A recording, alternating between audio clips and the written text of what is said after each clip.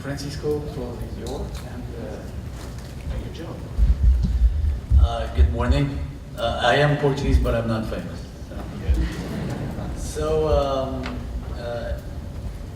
Today I'm going to try to tell you why ocean farming is inevitable.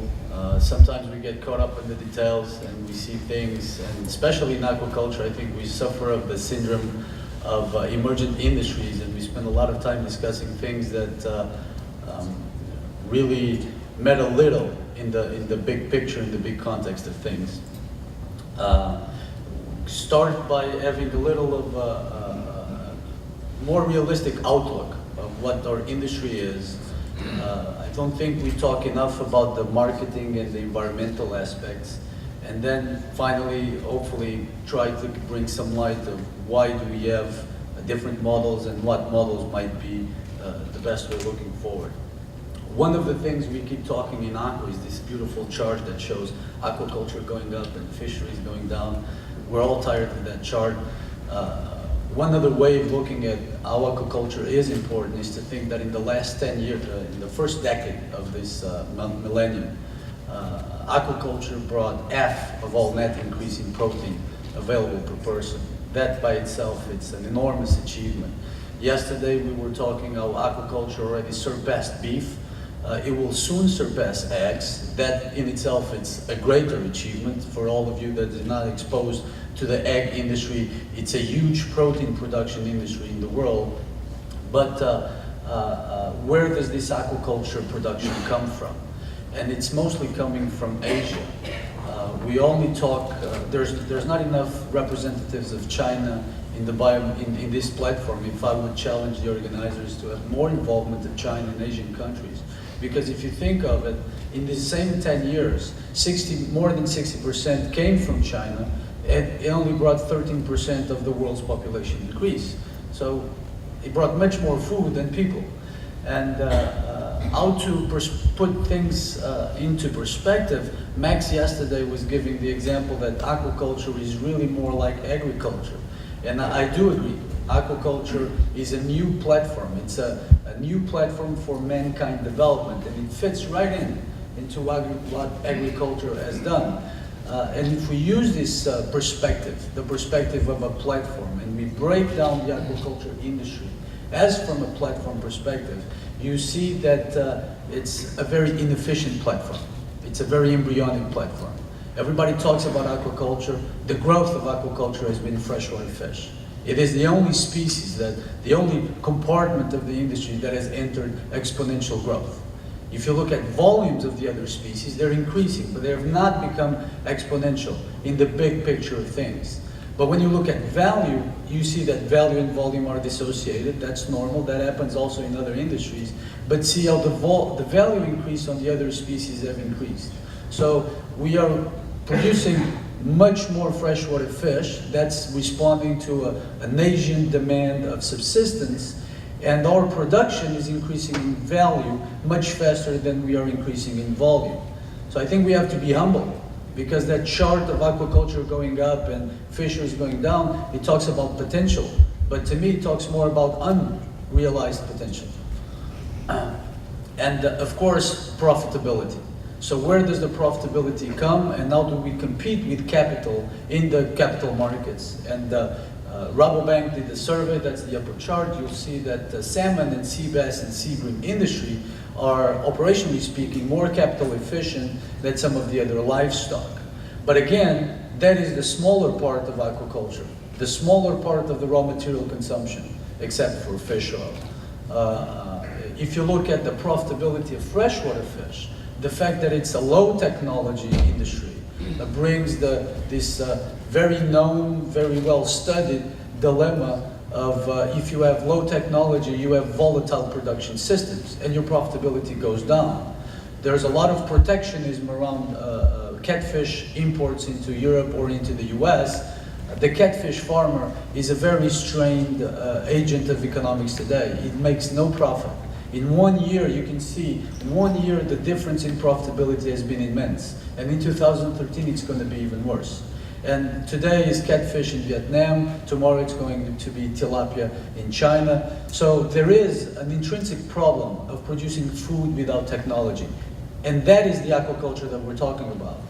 The aquaculture that exists today in the world, it's a low-tech industry. It's a low-tech industry with high profit margins in a very small compartment and decreasing profit margins in the other. So is this what we're going to do in the future? Well, let's look then to this smaller compartment, the salmon compartment. This is a chart that I borrowed from a gentleman called Bjorn Mirset. He's the chairman of a company called Morpol, and he has good data, good perspective on the evolution of the salmon industry. And when you look at this chart, the first thing that comes to my mind is evolutionary race. The salmon industry went on a race against cost. And as you see, the fact that they're producing more, the fish prices, the salmon prices keep coming down, they continue to engage continuously, relentlessly in getting that cost down. And so it is because of that that they've achieved what might be argued on environmental terms, but certainly not on economical terms, sustainable industrialization. 2 years ago, I had the privilege to address the World Aquaculture Society plenary in Natal, Brazil, where I defended that the industry, to address some of these issues, needed to go through an industrialization framework. And today I'd like to bring one of those aspects into play, the marketing. We talked a lot about the value of marketing. So if we look at the markets, there's another hidden reality from Asia. It's that Asia is not only the biggest producer, it's also the biggest importer of seafood. Second, the second is Europe, but I don't think we realize how fast the Hong Kong market, the Guangzhou market of import of seafood is growing every year. Tremendous amount of capital is flowing into Asia to feed this demand for fish. And you look at a more mature market like Europe, that still is averaging in the last 10 years, 300,000 metric tons of seafood increase in imports every year. You look at them and you look what that bottom chart shows you is that the fisheries has stagnated, the aquaculture has responded. And this is the aquaculture that is the smallest aquaculture. This is the sea bass and the sea bream industry. The one that we were referring yesterday as being exposed to a lot of the cost pressures. And even then, we have the response. So when we look at what is this Asian market is going to bring under this light of how aquaculture could meet this demand, you looked at the growers, the largest growth in these imports, it's actually marine fish. What is growing in Asian imports is marine fish. The freshwater fish is pretty much stable. Of course, it grows a little bit, but they pretty much became self-sufficient on it. Marine fish is really what's sticking in the import trading business. And if you deal with the traders, you'll find that in the first 2 minutes of any conversation. Now, the environment. I think that in the industry of aquaculture, we are very bad in not listening to the environmentalists. They are a stakeholder, they are a key stakeholder, and we need to listen to them. And dialogue might be difficult, but it's necessary. And when we listen to what the environmental organizations are saying, they're saying aquaculture is terrible, or better said, aquaculture can be terrible.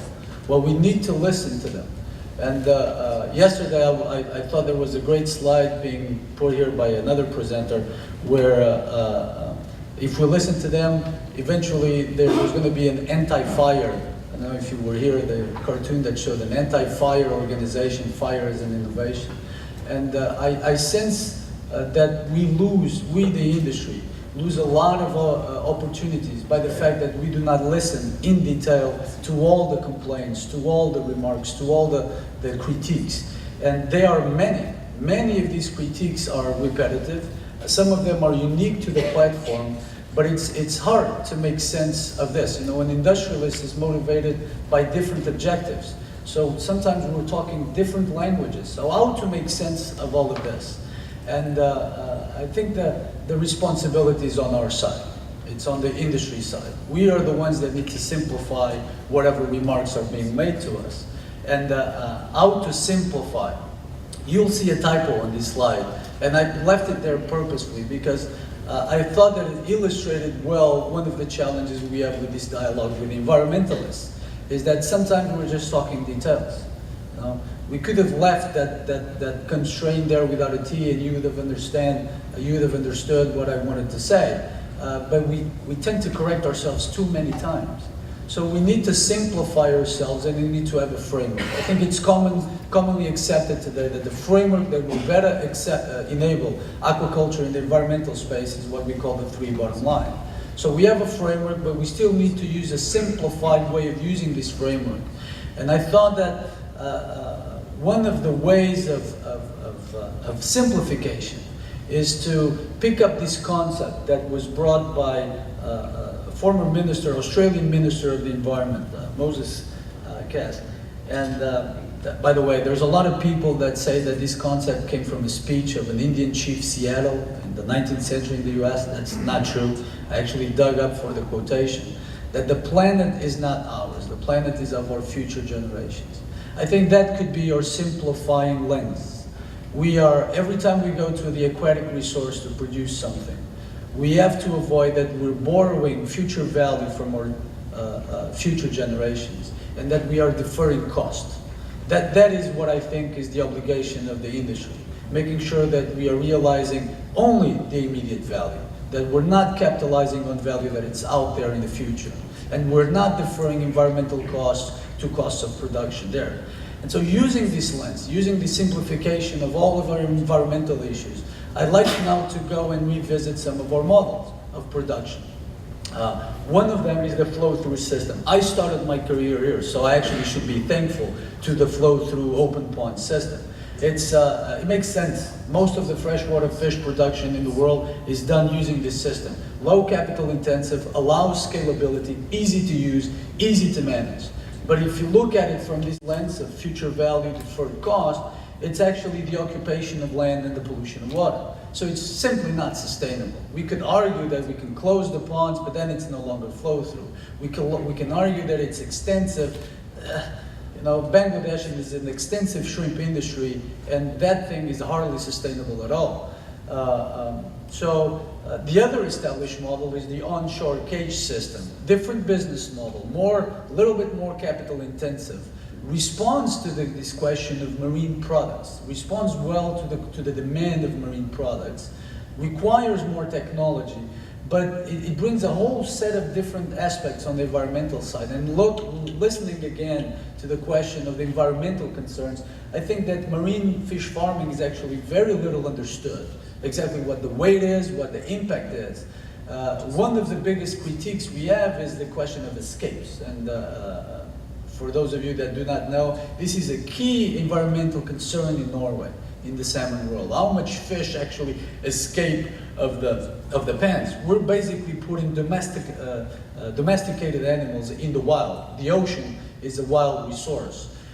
There are many other different concerns. One of them is the feed being put in the system. Some of that feed is going to be let go into a wild natural ecosystem under the form of excretions. I'll address that later.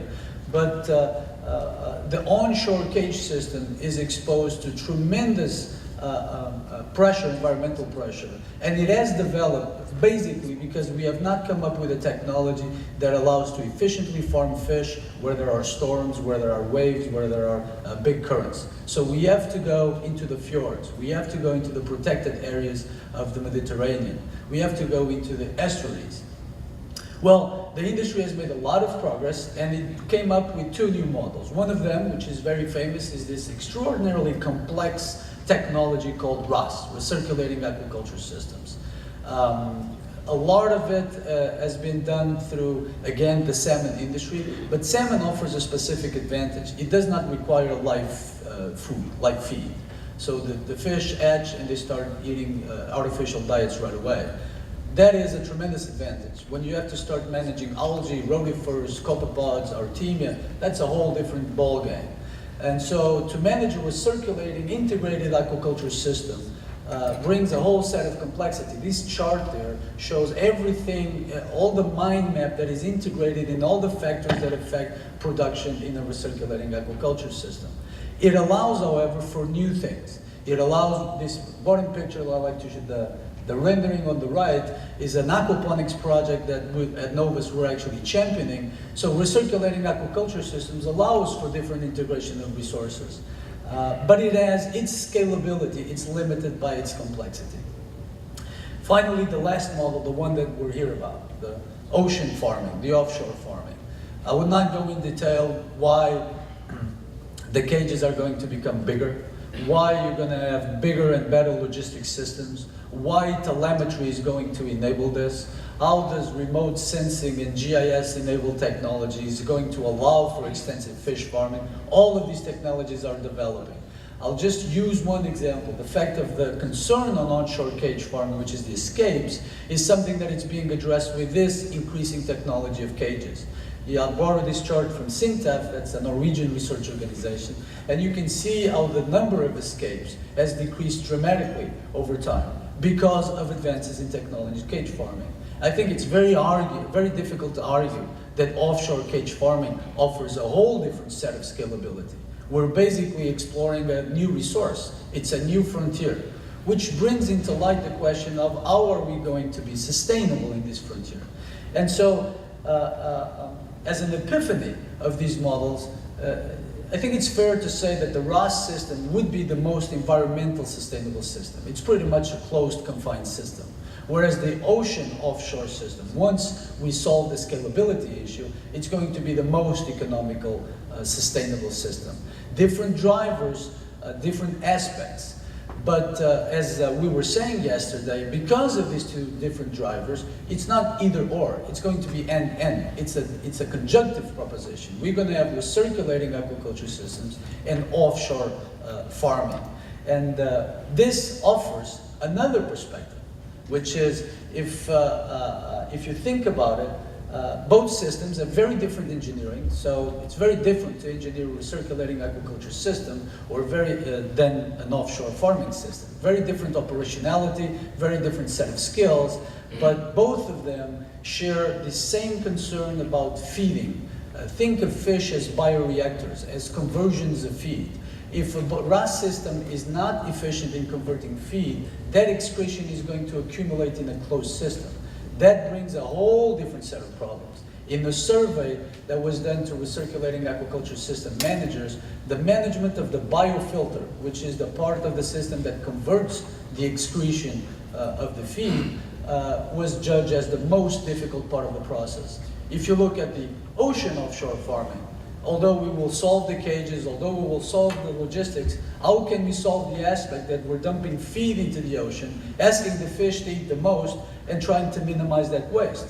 So you'll see on the most sustainable system, the bigger problem is an economical, operational issue coming from feed, and on the most economical scalable system, it's actually an environmental issue coming from feed. So these two systems, although very different in nature, they share this common need of addressing the feed, the nutrition, the health through the nutrition, the conversion of feed into a very efficient production system. And this is proven by the bottom line. 70% on average of the OPEX of both systems is related to feed and to health.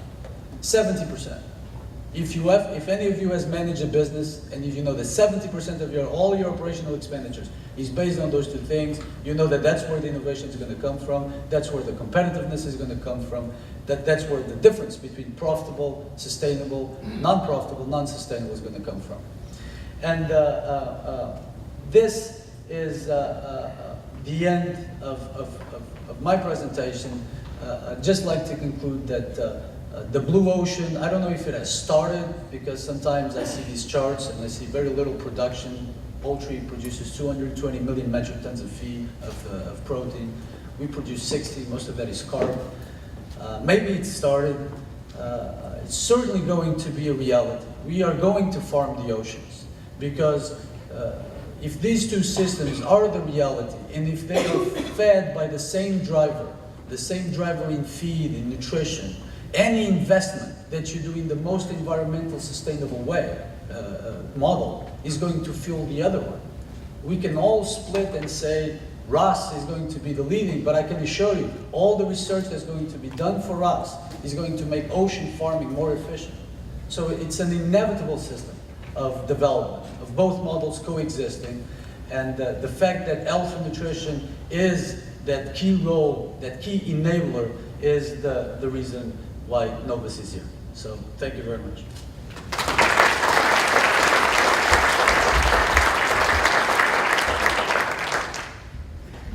Thank you so much, Francisco. That was really inspiring.